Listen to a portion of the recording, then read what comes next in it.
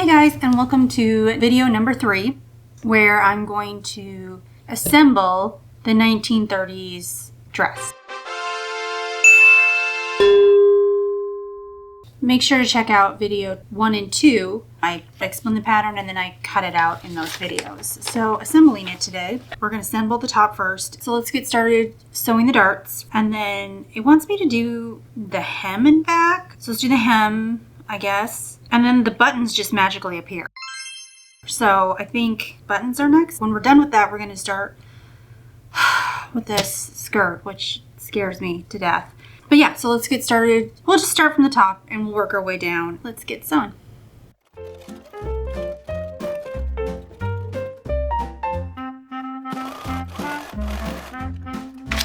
So I'm looking at the pattern and I'm just trying really hard to understand. I'm trying to go through the pattern steps, but they're not really steps. It's weird. There's like 5 instructions. Make darts at the back neckline, form hems in the back, turn hems right side, make your buttonholes, make darts in the front, face the upper pocket bands, then position and sew the pocket. So I did that. I sewed the pocket on, which is a really weird pocket. Let's be real. This is weird. Now I'm in the process of making the button. I didn't no idea there's a buttonhole stitch. It's hard to explain, but there is a buttonhole stitch. And so I have to make 1, 2, 3, 4, 5, 6, 7, 8 by hand. Yup. So I haven't even attached the peplum yet because that's not in the instructions yet. But the buttonholes are in the instructions. But I feel like if I was going to make the buttonholes, because it says buttonholes here, why wouldn't I just attach the peplum and then make the buttonholes with the peplum? Peplum is like number 10, so I'm not sure why it's making me do that. So I guess I'm doing buttonholes at different times, which I feel like is kind of a waste. Just make them all at once. It's been a very interesting go. I'm very thankful for the updated patterns because updated patterns are so much easier. And especially since I'm learning a lot of new skills. Yeah, I get sewing on these buttons. These might take me a real long time. We'll see. Anyway, let's get making some buttonholes. So I've got my buttonholes marked.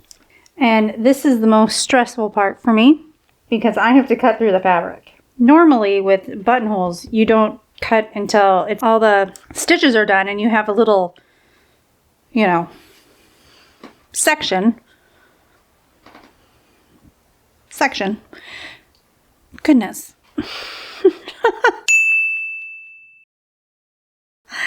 And then you cut through the section and then there's your buttonhole. But this makes you do it beforehand. So it's stressful. It's really scary for me. Okay, here we go. All right.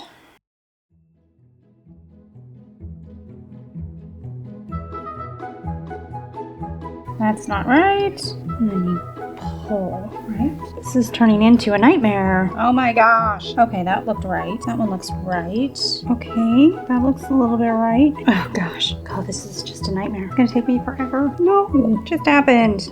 I think I just tied a knot. Oh my gosh. Let's try it again. No, no, no. Oh. So here's what I did on my practice. Good, not great. I mean, it'll get the job done, but I can see like it'd be so much easier and more precise to do it on a machine.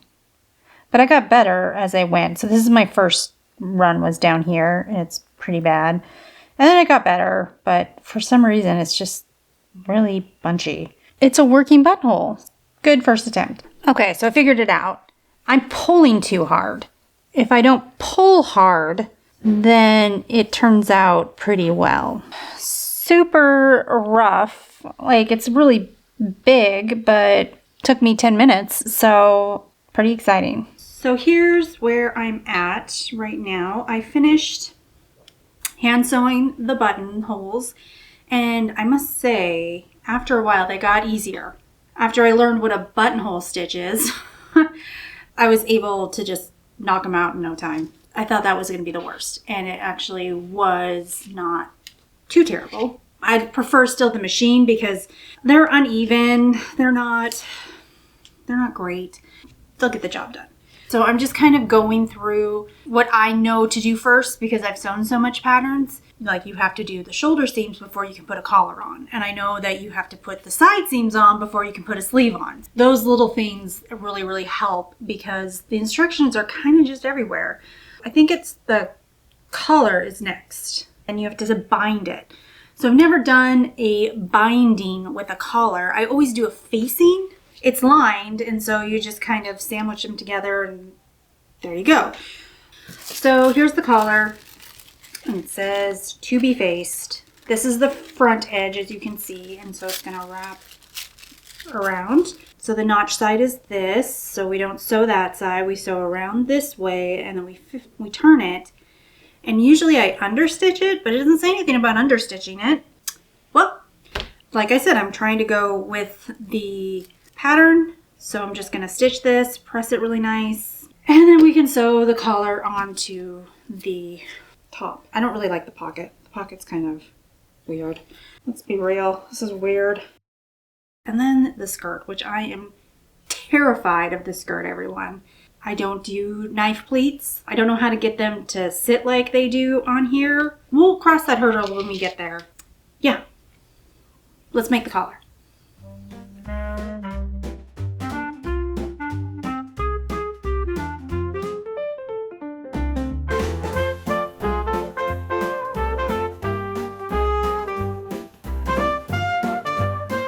Okay, so the collar is on, and I'm so confused on how this is going to stay put. Sew collar to one edge of binding, and then turn it over, and cover the raw edges, and then hand sew it. Okay, there's just so many easier ways of doing this, and I feel like I just want to make a facing and just put the facing on so that it hides this, but I can't. It doesn't say to make a facing because it'd be so much easier than what I'm going to do. I'm going to take this bias tape and I am going to sew one edge to this and then fold it over and then hand sew it to the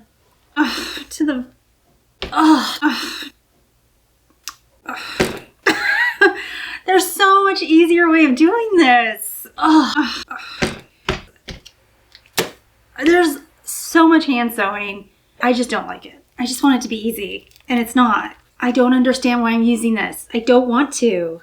I mean, nowadays everything's faced, so that's why I don't understand why I'm doing this. Because I could draft one right now, and I wouldn't worry if it has to lay down because I'm afraid that it's not going to lay down. I'm just so upset because I don't want to do it. I don't play with bias tape. I don't like it. This is my fashion design book. It's fashion sewing. I got it in school. It's very well up. The pages are coming out. But I even looked in here, and it's not even in here. There's a one with no facing, and it doesn't even use bias tape. It just folds it under, and you just sew, and then it's done. This must be a really, really, really outdated way of doing this because it's way difficult. Okay, I'm done with my rant. I'm done with, I can make this simpler.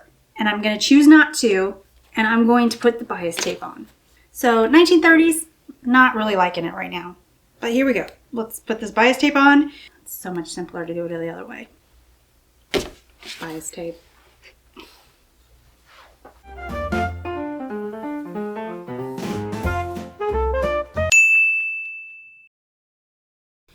Enough of the bias tape. I'm kind of mad at the bias tape. I just want to do facing, but I'm going to follow the instructions. So I have to do this pocket, this is weird, on the peplum. I have to make it on the other side. So this one will go on this side, but the other one will be on the opposite side. Oh, and I marked it the wrong way. Fantastic. So yeah, I'm going to remark this. I'm going to do the pocket, and then I'm going to put the peplum on, and then turn it, have the facing, make the buttonholes. I should have just done it all at once. I like to do things all at once. So if there's a pocket, I like to do the other pocket, but this just like to break it up. Anyway, so I'm going to do this, put the pocket on, sew the peplum, and do the buttonholes. One step at a time.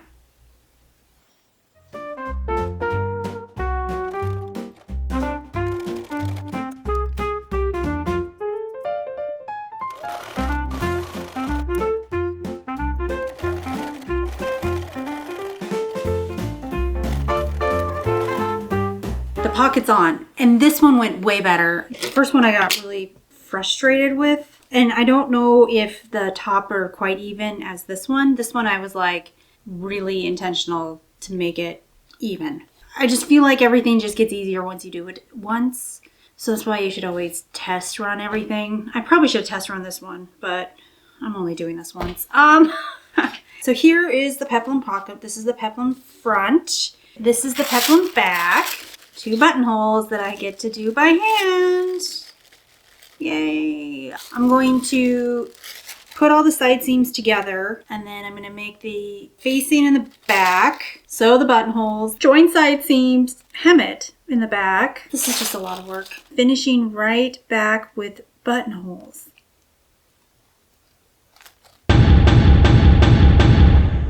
Doesn't look like there's a hem, so I wonder if I'm supposed to like blind stitch it. Yep. Okay, so it wants me to fold it up, sew around it, and then fold it again and hand sew it to the garment. No, thank you.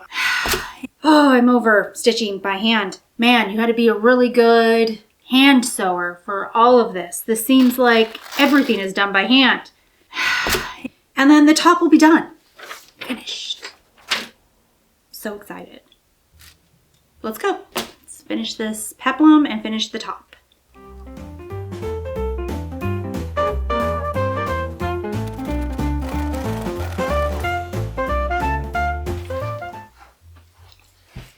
Okay, so here's one sleeve and here's the other. Come on. So a dart at the elbow and then 4 at the bottom for the wrist. These are just style darts. They have no purpose. They have no purpose. Our next is just to make the cuff. We almost have the sleeve done. The next thing you put that in, which I think is weird. I don't know why you wouldn't put it in with the sleeve already sewn, but whatever. And then you attach the sleeve to the armhole. And after that, then the skirt is ready to go. It doesn't quite fit her, but I don't have the buttons on the back sewn on yet. Anyway, so yeah, let's finish the sleeve up, put it on, and then I have to sew the buttons on, and I have to do the hem on the peplum, and then we'll start on the pleated dress, or pleated skirt. It's not a dress. Okay, so I just got done blind stitching the hem, and I'm not in love with it. I don't know if it's because it's doubled. You can see where it is, but it literally took me 4 hours, mostly because I used the wrong thread. I used a cotton thread instead of a polyester thread. If it's 100% cotton, which this was, it has little fibers coming off of it. It would just bunch like crazy. So I was like constantly just picking it out, and I'm just like, ah, it just didn't work. It's acceptable, but I'm really rusty on my hand stitching, but there's a lot of it. The hem wants me to hand stitch it, and I'm not going to do that. It's huge. It's not going to happen because I still have to slip stitch the collar on, and then I have the cuffs and the sleeves, and then we'll tackle the skirt. Oh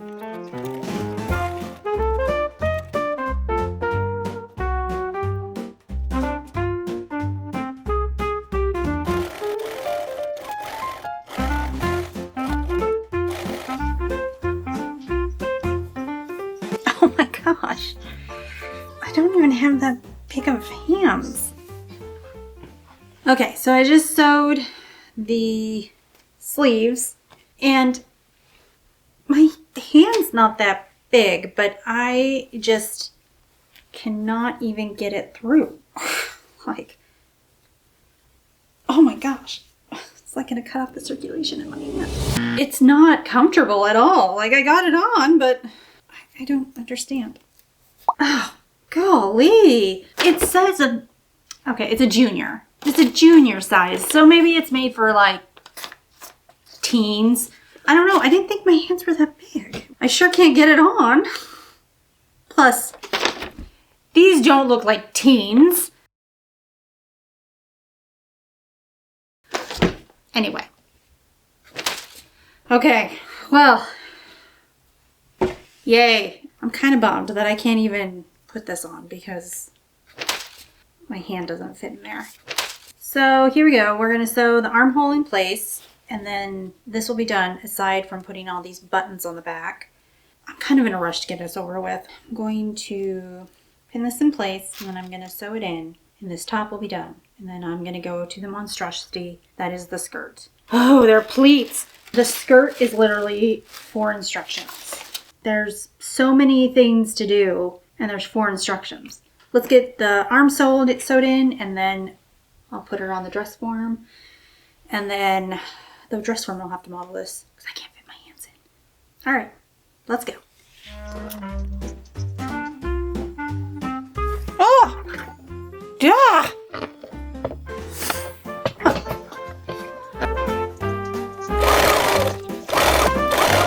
All right, so the sleeves are in. They were super stressful. There was lots and lots of ease. This is a sleeve cap. It has ease in it, so you could do this and like move.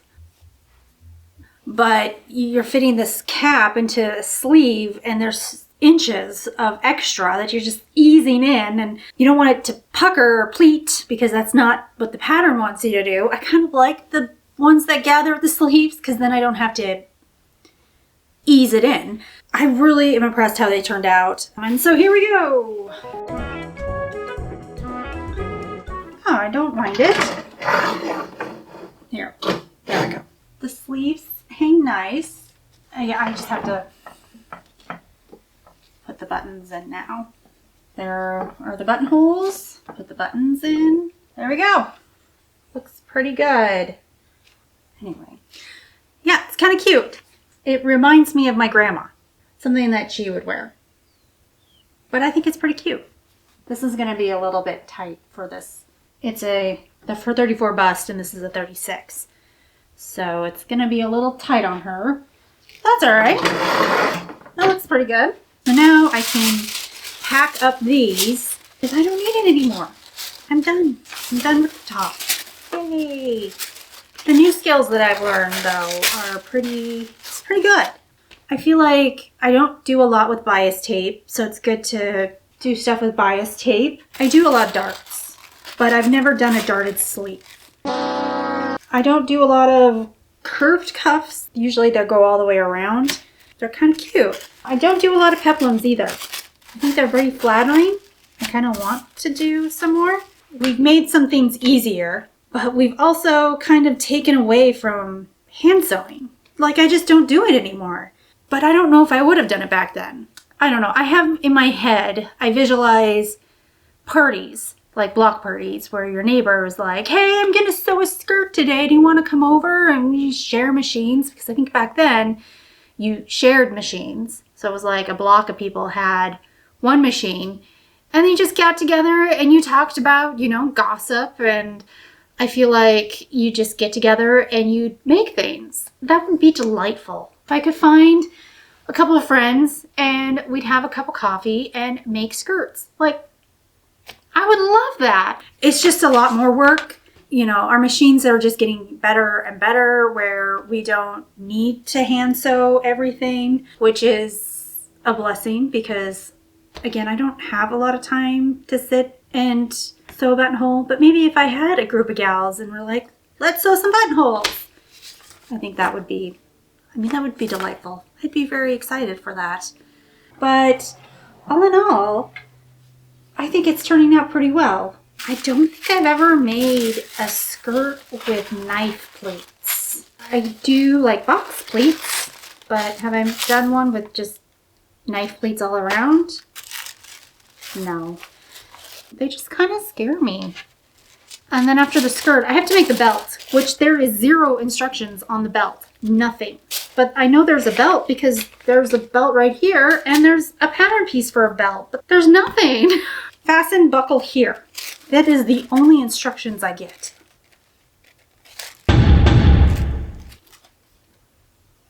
Anyway, okay, let's just jump in, start making the pleats. Let's go from there.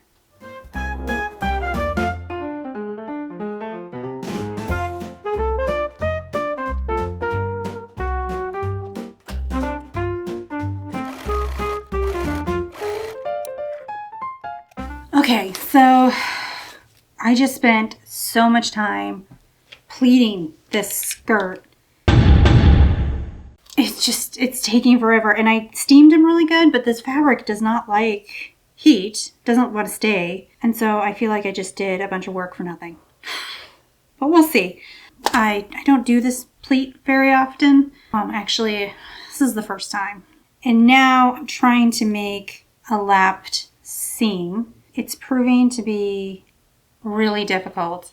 Essentially, like this yoke gets folded under and then I pin it to the skirt. This doesn't have any bulk, so that's why I think since it hits right at the hip, it doesn't want this bulky ring around. All I have left are the buttons in the back. So I have one satin one on, and I really quite like it. Kind of just pulls it all together. So I have the buttons to do on the back, and then this placket, or the underlap. And then I have to do the white belt that goes around everything here in the middle. But the funny thing is there's zero instruction. No idea. So I'm just going to figure that out as I go. This has taken me so much longer than it should have. But yeah, it's turning out really well. So let's just keep plugging away.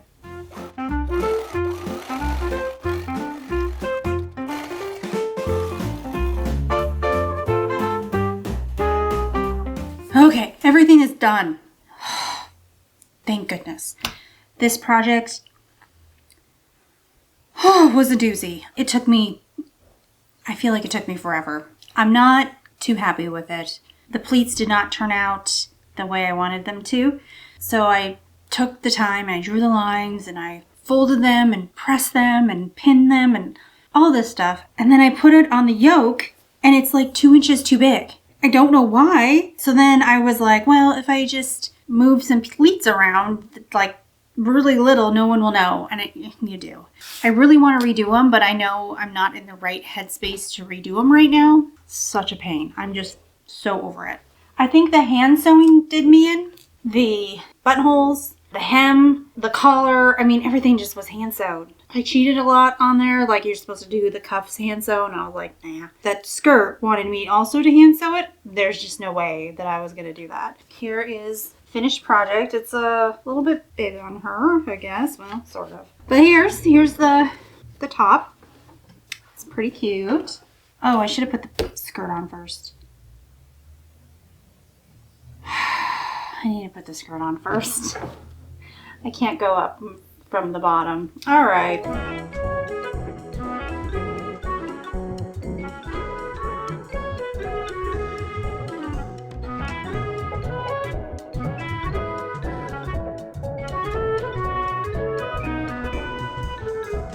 And I really like the satin buttons. I think it adds to the white. I also was talking with my husband and he was like, wouldn't it have been great if on these pockets, the top right here was white? And I was like, oh, that would look really good. So I'm kind of bummed that this would have looked really good. It would have really popped and then it would have kind of brought it all down. Or brought it all together. Buttons all the way down the back. Looks pretty good. I went to a show, a sewing show, and I bought this like belt buckle. Here we go. So there we go. I think she looks very cute. There we go. Okay, so here's our finished product. And I quite like it. Other than the pleat gate. I'm going to call it pleat gate. I think it turned out really well. I like the buttons on the back. The tie. It just kind of just flows nicely. I would have loved having this white. Now that my husband pointed it out. I think it would have looked really good. But other than that, it looks exactly like the pattern. But yeah, I'm very happy with it. And thanks for watching, and we'll see you in the next video.